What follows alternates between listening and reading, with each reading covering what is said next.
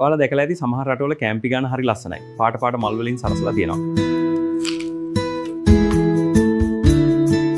ගොඩක් අය හිතන්නේ මේවා ඩෙකරේෂන්ස් නැත්තම් ලස්සනට තියපුවා විතරයි කියලා.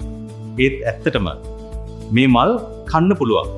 ඇත්තටම මේක අපිට අලුත් දෙයක් නෙවෙයි. අපි කතුරු මුරුංග මල් තෙල් දාන්නේ, වට්ටක්ක මල් උයන්නේ, අන්න ඒ වගේ තමයි මේකත්. හැබැයි අපි නොහිතන තව ගොඩක් මල් වර්ග අපේ වත්තේම තියෙනවා. මුලින් බලන්න මේ වද මල්. මේක තමයි මේ වැඩේට හොඳම මල. මේකේ මැද තියෙන රේණු කොටස මේ විදිහට අයින් කරන්න පෙති ටික සලාදයකට දාන්න පුළුවන් නැත්නම් සුපිරි බීමයක් හදන්න පුළුවන්. ඊළඟට නිල් කටරොළු. මේක නම් දැන් ලංකාවේ හරි ප්‍රසිද්ධයි. මේකෙන් හදන බ්ලූ ටී එක ඇඟ නිවන්න මරු. මේකට දෙහිටියක් දැම්මම පාට වෙනස් වෙන හැටි දැක්කද? මේක මැජික් එකක් නෙවෙයි සබාදහම. ඒ වගේම ගෙදර තියෙන රෝස මල්, සමන් පිච්ච මල් වගේ සුවඳ මල් වර්ගත් කැමට ගන්න පුළුවන්.